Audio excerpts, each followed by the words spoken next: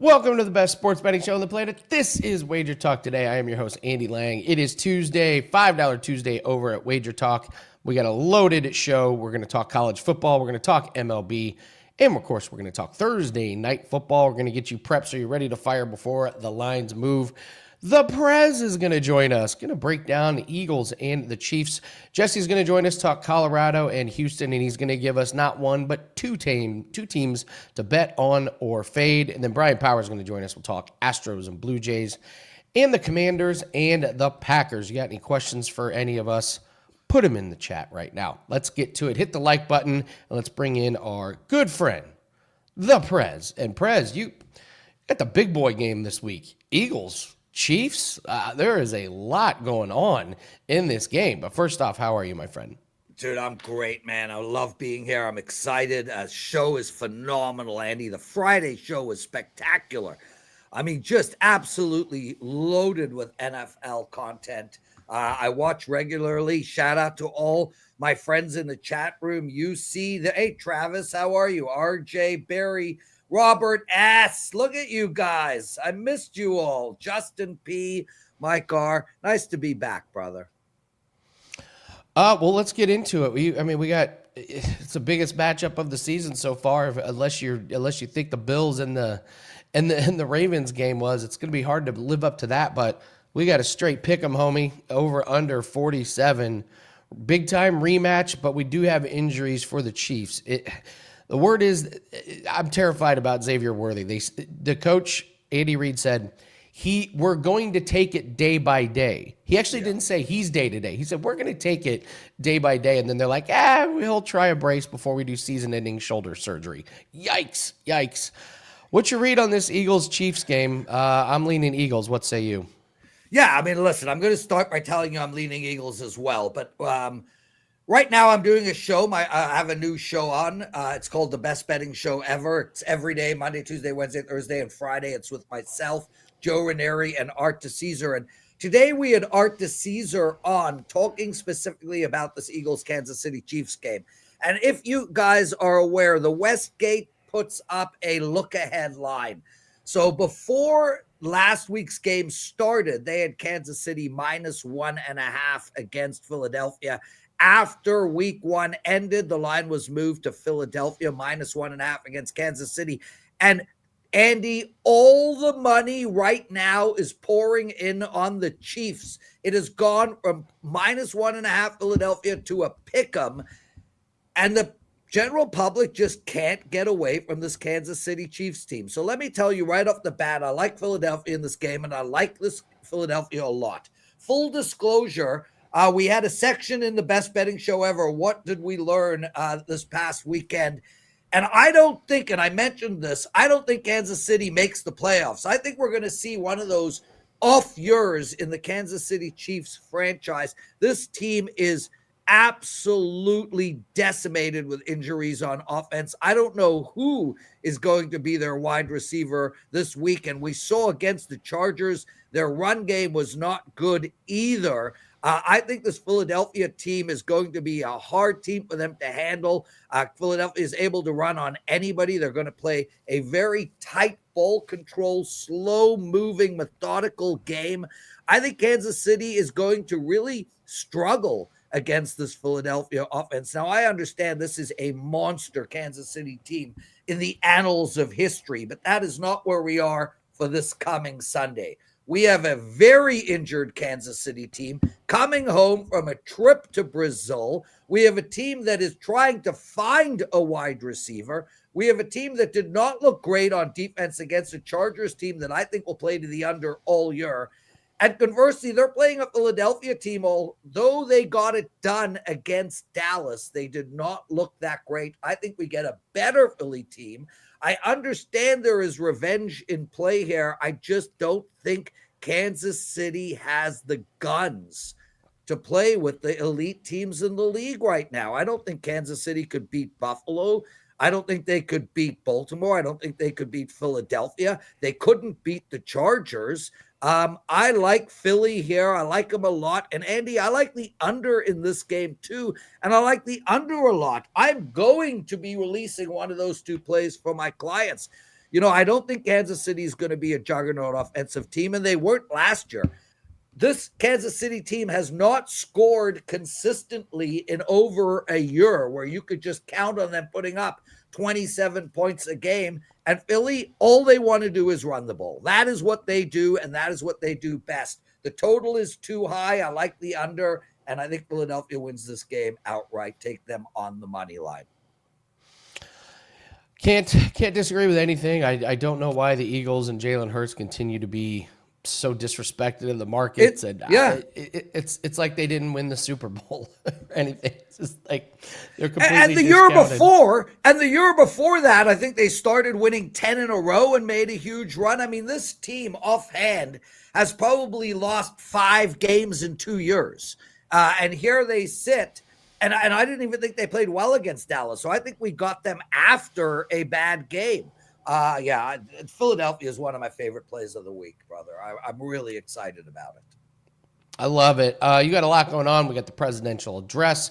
We got the best sporting show. It's $5 Tuesday. What do you have going on at WagerTalk? Well, just to let everyone know, I taped the presidential address in 1 hour, so it should be up later today. Last week, if you listen to the NFL presidential address, I went 13-3 in my ATS bets. 13-3, so check that out. As far as the $5 Tuesday goes, I have an NFL play up for $5. It is a 4% total. I'm on an 11-2 run in those totals. And I have a buy one, get one free with Joe Ranieri, Andy Lang. This is to celebrate the start of the best betting show ever.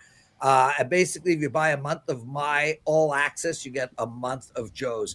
I can't thank you enough for having me on. I hope to do this regularly, Andy. I miss you guys and really love working with you. It was a lot of fun doing it this Sunday, too, by the way. Yeah, so we were live for the first early games on Sunday. We do live bets, people coming in and out. Like, seriously, come join us. It's a lot of fun. We're just hanging out, making some live bets, just sprinkling the board, trying to find some good scenarios. Prez grabbed the Cardinals even money on the money line when the Saints scored first. And we were like, no sweat. This is the easiest live bet. And then we were freaking out. And then Spencer Rattler's got a shot at the end zone at the very end to force overtime. But listen, that's what live betting is. Andy, it was a lot of fun. Andy, Jesse Schule, who I think is coming on next, he's so good at prop bets. By the way, Jesse, outstanding start to the NFL season. He mentions that I got a serious background in the studio, so I would like, if I can have a moment of your time. So this is the one wall right here. And now this is the hockey wall. So this will be my studio for the NHL shows. And then we've got another wall back here for you guys, which will have a whole lot more stuff. And we have a light. And then I got my Sugar Ray. I got my boxing wall, Andy. Look at my boxing wall. So yeah, we got a lot more coming everyone's way as far as background studios go. Thanks for having me, brother. Lawrence Presman, there is nobody like him, thank God. No, I'm just kidding. Is he still here? Did he hear I'm that? okay with that. I'm okay with that. know I love you. Thanks, I love brother. You. Thank you. All right, Lawrence Presman. I'm in complete agreement with him. I don't understand the lack of love for Philadelphia. I mean, it's literally called the city of brotherly love, and there's no love for it. It makes no sense whatsoever. So, all right, let's do the Steam report here real quick. We'll start off in football with NFL. If you are wanting to bet. If you're wanting to grab any threes on Green Bay, you're going to have to do that ASAP because they are disappearing. There's a couple books that have them, but 3.5s are popping up. So if you want to get threes on Green Bay, they are disappearing and disappearing fast. We'll scroll down and see what the lines are looking like for NFL. He already mentioned that the line is kind of flipping in that game. I also see some money coming in on Jacksonville. So that is hovering around the 3.5 and 3. So no matter what side you want in that game, you can find your favorite side everywhere. Cleveland and Baltimore, tons of movement all over the place. I'm seeing 10.5s. I've seen a book get up to 12.5. I see a book at 11.5. So again, you can find the number that you want in that game. If you want to bet Buffalo, you're going to have to get on that thing real quick. It's -6.5. I'm seeing 7s start to pop up. FanDuel has already moved to 7. So that's where the money is going in that one. And if you are wanting to bet the +3 on Seattle, you're going to have to get on that one. 2.5s have started popping up. I see Pinnacles at 2.5. I see one of the consensus books. I see FanDuel. So those are some of the ones that have moved. We'll go to WNBA real quick because we got a huge slate.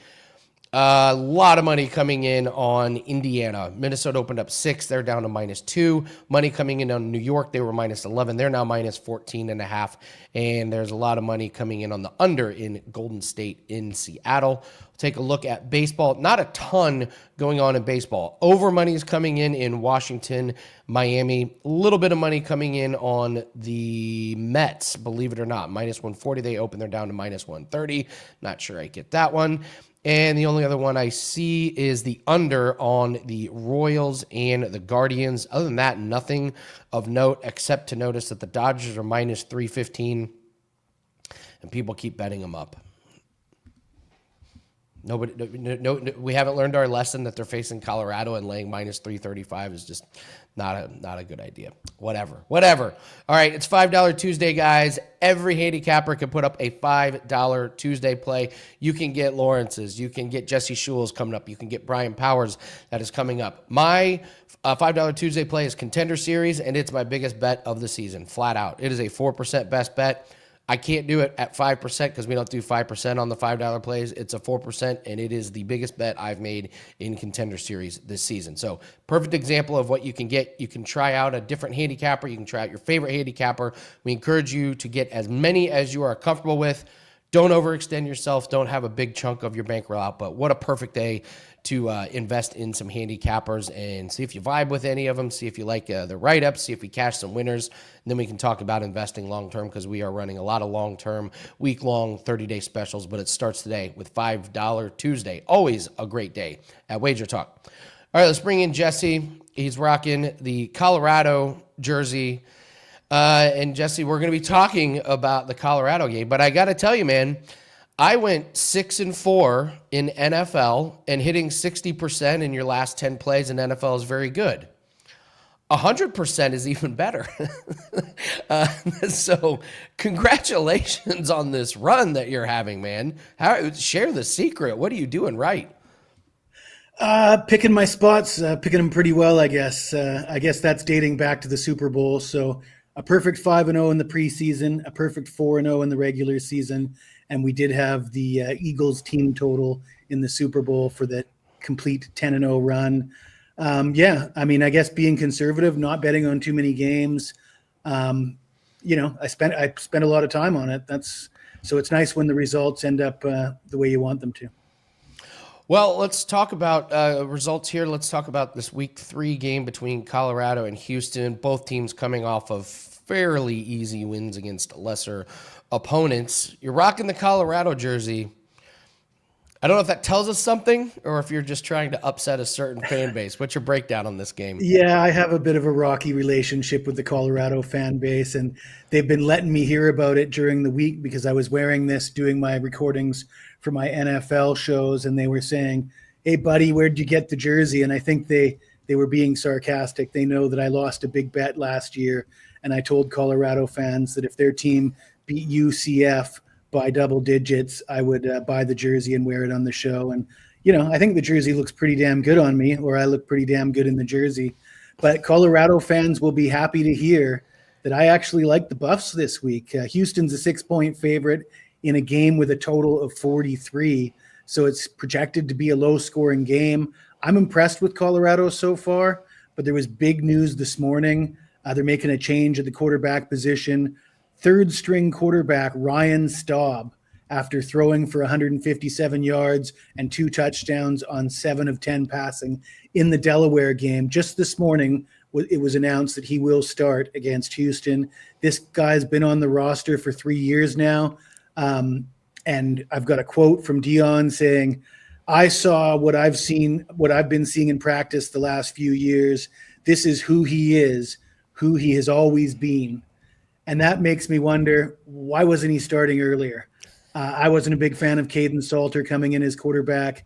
And I've got to say, and this is just my opinion, the gap, I have to feel that Dion believes the gap between Caden Salter and Ryan Staub is pretty significant to make the change, because Dion's the guy that brought in Julian Lewis, brought in Caden Salter. He doesn't want to look like he made the wrong decision, and he has to really truly feel that there's a serious chance that Ryan Staub gives them a far better chance of winning. I think he does. I'm happy to see this move. And then he's going to be going against a Houston team led by Connor Wegman, who was on the other side of being benched last year with Texas A&M. Connor Wegman was just brutal for the Aggies last year. He hasn't impressed so far this year. What has he thrown for? 347 yards and 4 touchdowns on 65% passing over 2 games. And that might not sound too bad until you realize those 2 games came against Stephen F. Austin and Rice. You'd expect him to be averaging more than 175 yards per game and a couple touchdowns per game. I believe that Colorado has a chance to not just cover the spread here, but win the game outright. So we'll take Colorado plus the 6. We'll sprinkle on the money line as well.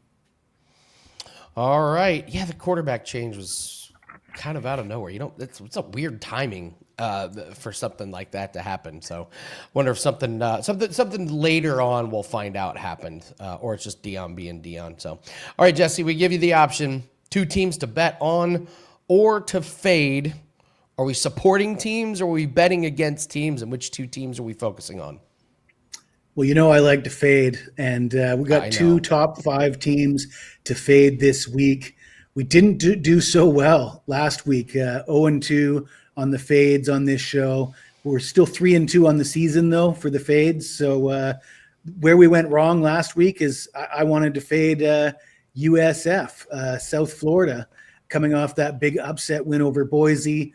I said that was a fraudulent win because it involved a fake punt for a touchdown.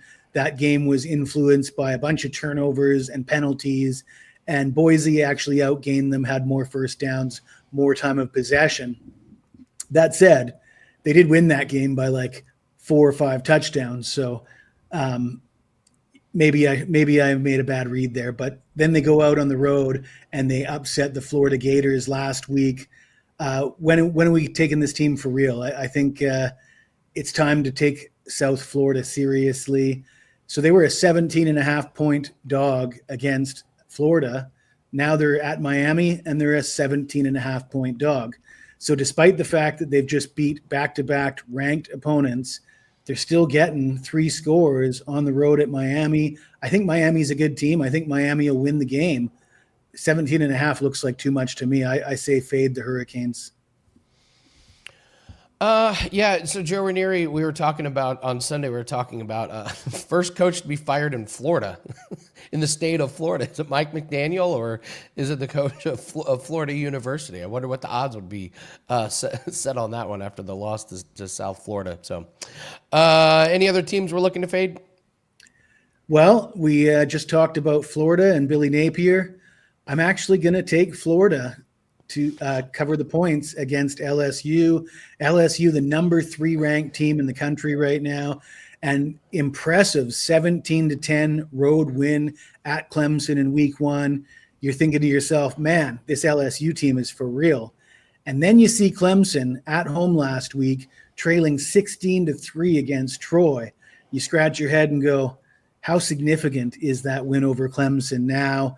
Clemson did go on to win that game, but it was far from impressive. And LSU last week also not very impressive. And now they're playing a Florida team that needs a win. Billy Napier has his back against the wall. Billy Napier and Florida, they beat LSU last year by a score of 27-16. And I think they can at least hang here with LSU. Florida, nobody wants to bet on Florida right now. It's like the apocalypse. Fire Billy Napier. But I think you got to put it in perspective. USF is now ranked number 18 in the country. So they just lost to the number 18 ranked team in the country. You know who was ranked number 18 the previous week? Oklahoma. If they lost to Oklahoma, it wouldn't be Armageddon. The sky wouldn't be falling. Maybe USF is just a little bit better than we've given them credit for. I don't think it's an indication that Florida can't win another game. And I think they'll prove that this week.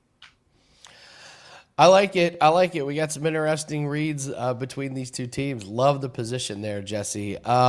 Seriously, you mentioned that you had Eagles team total in Super Bowl 10-0 in NFL.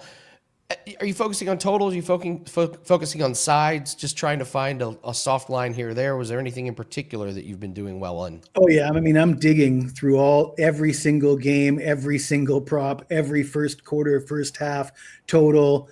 I'm spending an awful lot of time to come up with 2 or 3 bets a week, and that's how you go. You don't go 10-0 and hit 100% by just flinging out 5 or 6 games every weekend. That's just, you're not going to do it that way. So yeah, I'm focusing on advantageous situations. Let's see. Week 1, perhaps unders and fading rookie quarterbacks in the first half. Specifically, the Bears last night. I had the Bears first half, and good thing I did, because Bears full game was not a ticket you wanted to hold at the end of the game. Yeah, absolutely. Great read on that game. Absolutely great read on that game. We did a show where we talked about J.J. McCarthy throwing an interception for a touchdown, and the way he rebounded was very, very impressive. You a J.J. McCarthy guy? I'm indifferent, but like I said, I've seen a lot of these rookie quarterbacks, both in college, freshmen in college, and in the NFL. It seems like the first half is when you want to fade them. The coaching staff draws up some vanilla plays. The coaching staff doesn't want your freshmen coming out, slinging it around the yard, putting the ball into harm's way in the first half. If they need to air it out, they'll do so in the second half, especially if they're trailing. We saw that from McCarthy last night. He played great in the second half, which didn't surprise me at all, which is why I opted to take the first half. So yeah, that's my rule of thumb. Is if you're betting against a guy because he's inexperienced, do it in the first half. Great bet. It's $5 Tuesday. What do you have up for everyone? I've got a Major League Baseball play for my $5 Tuesday play, and I'm working on my NFL card. Like I said, I put a lot of time into those NFL plays. That's how I come up with the high win percentage there. All right, Jesse Schule, everyone, breaking down college football in a hellacious run. He's got a $5 bet up. Thank you so much, Jesse, for joining us. We're going to go to all around the world. While we're doing that, hit the like button, guys. It really helps the algorithm out. It takes 1 second of your time. But let's get some free plays out for everybody. And I did not expect to have multiple mentions of Norway soccer. And yet, here we are, and that's why this show and this chat is so great. We will go to the Mets at the Phillies, and we're going to take the Phillies on the money line. We talked about them yesterday, and we talked about how the matchup today was crazy. Manea for the Mets. Last 27.2 innings, 24 earned runs in the last 6 games. Yikes. Suarez for Philly, 1 earned run the last 8 innings. So looking at the Phillies money line here. UEFA, it's been mentioned in the chat. Kevin Dolan's going to go with Moldova at Norway. He's going to go Norway minus 1.25 in the first half. This Moldova team is really bad. They gave up 14 goals in the first 4 games of the group, and Norway scored 4 goals in the first half the last 2 times these teams played. So look at a big winner there in Norway. And we'll go to WNBA, the Valkyries versus the Storm.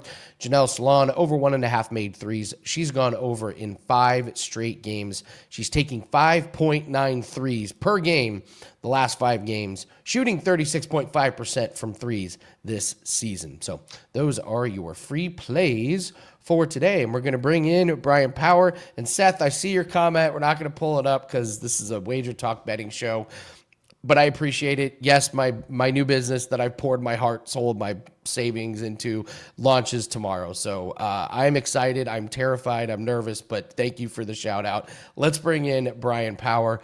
Nice shirt, Bryan.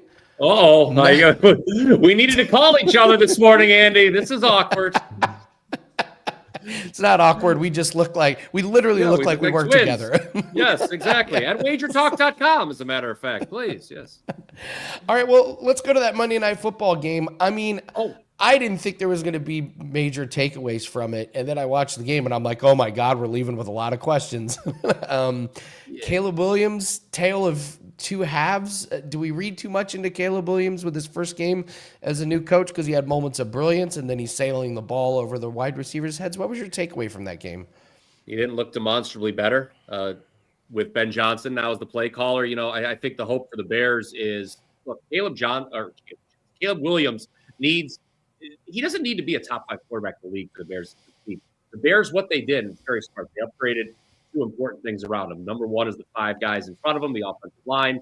Number 2 is the play caller, obviously with Ben Johnson coming in. So if Caleb Williams can just be okay, I think the Bears are in good shape.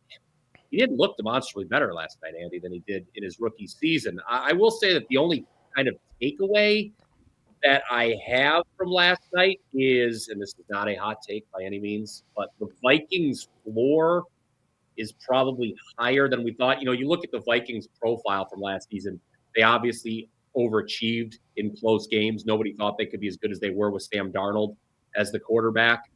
But they've moved on from Darnold now to J.J. McCarthy. So, you know, I know that myself, I expect the Vikings to take a step back this year from a one-loss perspective. I'm not alone in that regard, but their floor is probably higher. This still could be a playoff team with J.J. McCarthy as a quarterback. Meanwhile, on the flip side, the Bears, their ceiling probably not as high. If you were somebody who thought the Bears were going to make the playoffs, maybe even compete for the division title in the tough NFC North, last night's a game that they had to win if they wanted to hit their ceiling. So it's, you know, just from a perspective, I had nothing on the game, and you know, I had a nice football week overall. Andy went 6-2. I should probably mention that 3-1 in the NFL, 3-1 in college.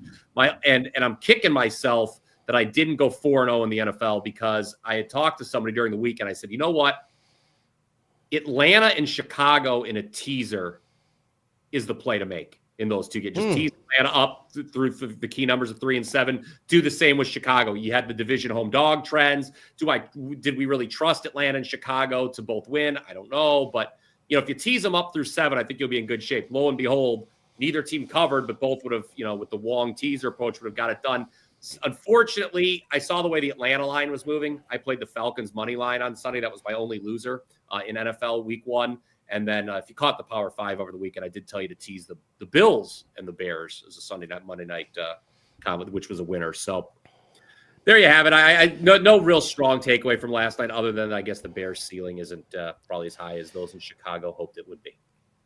The body language at the end, man, it was like the Vikings just seemed to like J.J. McCarthy way more than the Bears seemed to like Caleb Williams. It was just a stark contrast. I mean, look, the NFL, it's why, you know, if you're sitting watching a game with me, I never want to hear, oh, this is over. You got this. This bet's a winner. Before it hits triple, I don't want to ever hear that. If you say that in front of me, I immediately eject you from the home. I say, you're not allowed to watch football with me anymore. We don't talk like that around here because you see the Sunday night game and the Monday night game, and you could tell the way that was going, that Buffalo was going to steal it Sunday night when they got the ball back, when Harbaugh should have gone for it on 4th down and he punted away.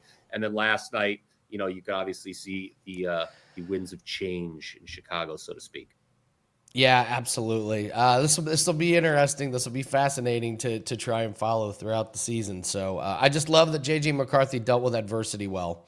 Threw a bad pick 6 and comes back. I thought that was really impressive. We're gonna break down an MLB game and let's do NFL first. Let's talk the big game here if you don't mind.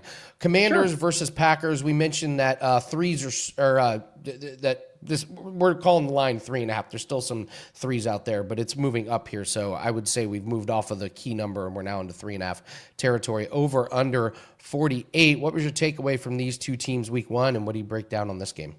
So on paper, obviously we've got a good matchup Thursday night, Andy. Both teams victorious in week 1. And when I look at those games, those week 1 games for these two teams, it was clear to me, and I think to anybody who breaks it down, both the Commanders and the Packers benefited from their respective opponents being pretty inept offensively.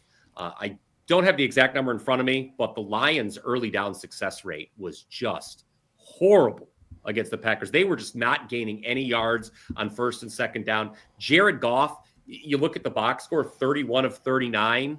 You think, oh, that's pretty efficient. It's a high completion percentage. It was one of the least effective 31 of 39 passing performances that you'll ever see in this league. Overall, for the week, the Lions were fourth worst in the league at just 3.8 yards per play.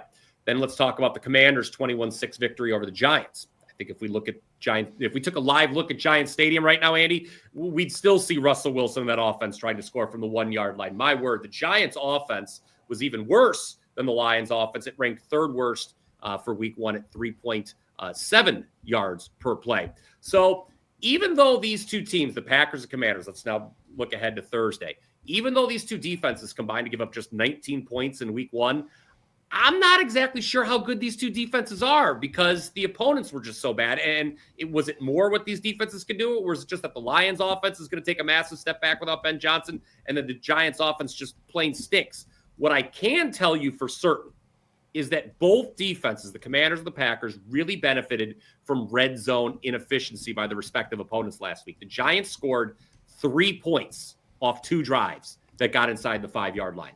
The Lions against the Packers scored just 6 points on 3 red zone trips. So, you would expect you allow the opponent to get that far down the field, you're going to give up more points than that. I get that Micah Parsons is a shiny new toy in Green Bay, and he definitely had an impact on that game against the Lions. But tougher assignment here for the Packers defense going against Jaden Daniels and the Commanders offense that put up 432 yards in week 1. And remember, Giants, the offense is terrible, but the Giants defense is an outstanding front 4, and the Commanders offense, number 2 for the week, averaging 6.6 yards per play. They've scored at least 20 points in all but 2 games with Daniels as a starter going back to the beginning of last year.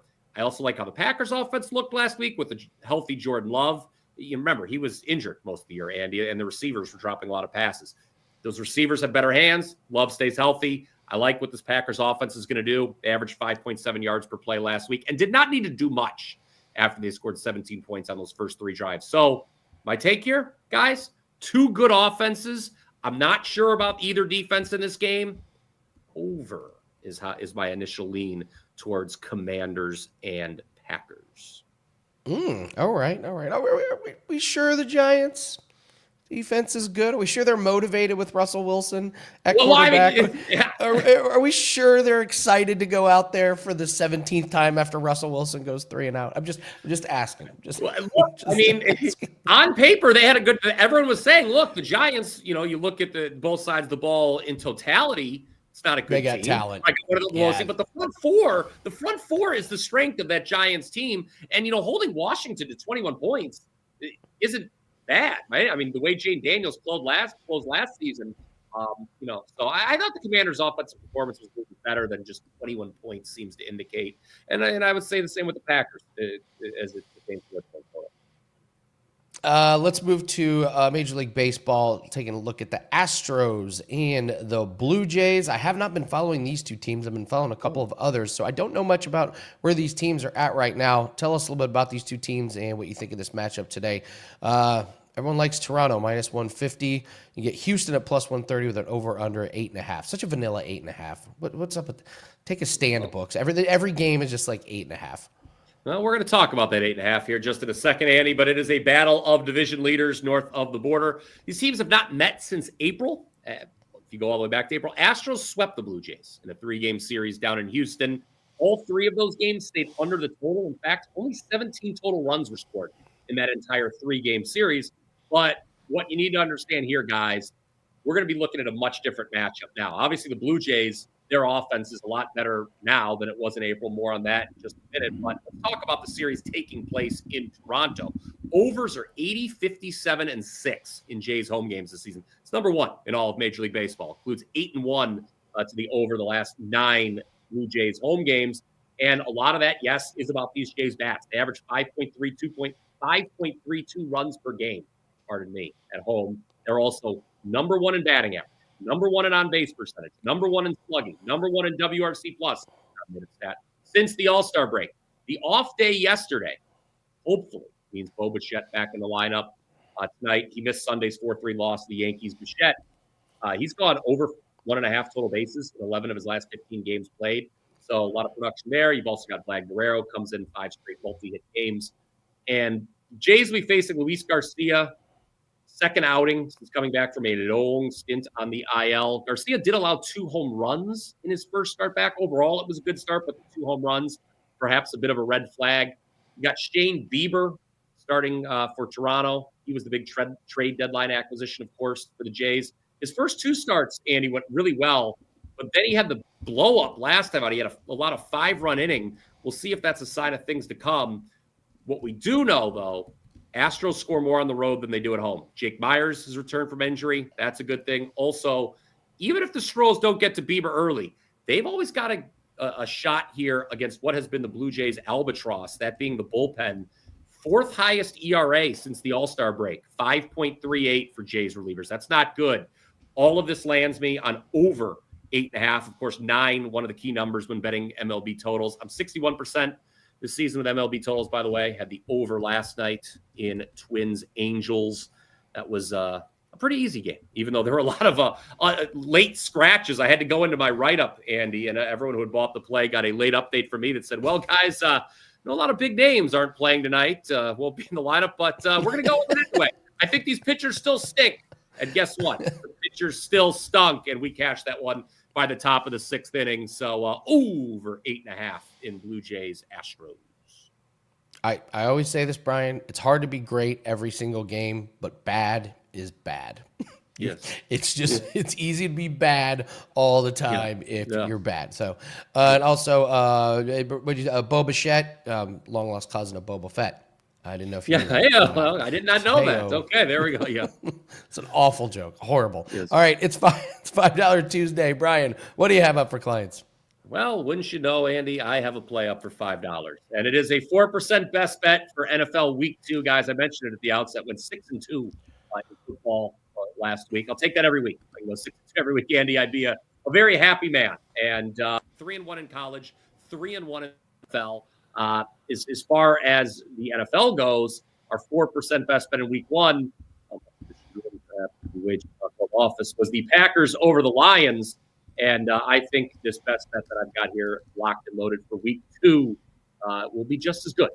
Quite frankly, what we always try to do, we did this last year. If you were on board with me last year in football season, with $5 Tuesday, what I try to do is just get in on a line that I think is the best. It's not going to get better. The number's not going to get better throughout the week. I think that's the case with what I've got here. 23, 12, and 1 all sports run, Andy, for me over the last, 2+ weeks, and then up 45.1 units going back to late May. We hit 66% of our football plays last year in September, guys. So really no surprise that we went 6-2 last week. WT.buzz/BP. Awesome work, Bryan Power. Thank you so much. Nice record in NFL over the weekend. Great job. So Bryan Power, everyone, he dresses great, especially looking good in that black Wager Talk shirt. So, all right, let's talk Contender Series. Dan, we'll pull up these lines. Every week I go through the 5 fights, and I try and make a case for the underdog in these fights. We had a couple of weird moments last week with the reffing. My best bet for tonight is the biggest Contender Series bet I've had of the season. It is a 4% best bet, and it is only $5. That is my $5 play. And we will be live on the Winning in the Shadows YouTube channel making live bets. If you've been betting with us live, you have made an absolute killing. We are learning so much watching the live broadcast about these fighters that we are able to sneak in these live bets. Join us on the Winning in the Shadows YouTube channel. It is a lot of fun. We rank the fighters, we do write-ups, and we make a ton of live bets. And, Dan, you'll like this. We will be taste testing a new startup beef jerky company on the broadcast tonight. All their different flavors. That is going to be live, so very excited about this one. All right, let's start at the bottom. Female fight. Dyer versus Foro. So Dyer has fought in PFL. She hasn't looked great. She's taller. She's longer. She can be hit, and Foro hits really hard. Foro is not very technical. She just marches right into the hornet's nest and throws wild. If she can get to the chin of Dyer, she can knock her out. If this goes the distance, it's going to be Dyer in a wash. But Foro, the path to victory for her is get inside and get to the chin because she does have knockout power. Chasing Blair and Sanchez. Right now, Blair is the slight underdog. He's been to Contender Series before. He's very well-rounded. The odds suggest this is going to be a close fight. It is going to be close. But Chasing Blair's got plenty of experience, well-rounded. His path to victory is just grind it out, get to the third round where I think he's got the better cardio. Freddie Vidal. This one is tough. Neither of these guys have a lot of experience.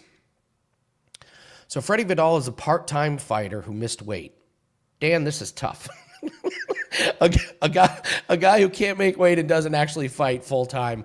Felipe Franco doesn't have a whole lot of experience. Maybe he trips on his feet and twists his ankle walking out to the ring. That's Freddie Vidal's path to victory. Cam Teague, I can't really make a strong case for this one. Larry Douglas is a monster. He hits really hard. He doesn't throw enough volume. Cam Teague's only path to victory is to throw a lot of volume and hope Larry Douglas doesn't land the big kill shot. But when Douglas lands, it's with authority. But maybe Cam Teague can outwork him, stay out of harm's way. It's a tall task. And in the main event, these are two heavyweights. They're going to stand in the middle of the ring and throw really, really hard. And Asplund just has to land the big kill shot. But this fight may not last more than 1 minute, maybe 2 minutes. If it does, Guaracio's going to get tired. Guaracio's a harder puncher. Asplund just got to survive and advance, maybe his cardio. But this fight, I don't expect it to last more than maybe half a round at best. These are two big boys who are just going to stand there and absolutely pummel each other. So that's your breakdown on Contender Series.